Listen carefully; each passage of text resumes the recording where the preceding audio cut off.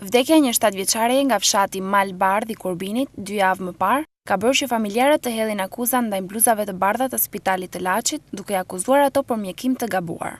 7 vjeçaria Pamela Jahja ka ardhur në një gjendje të rëndë shëndetësore në Spitalin e Laçit dhe menjëherë është dhënë ndihma e parë nga mjekët e urgjencës. Kështu shpreh drejtori i Spitalit të Laçit Gazmir Dervishi pas akuzave të ngritura nga familja, duke shtuar se janë të gatshëm për çdo lloj hetimi në lidhje me rastin në fjalë. Rezulton që fëmia të ketë ardhur me 25 janar të 2015.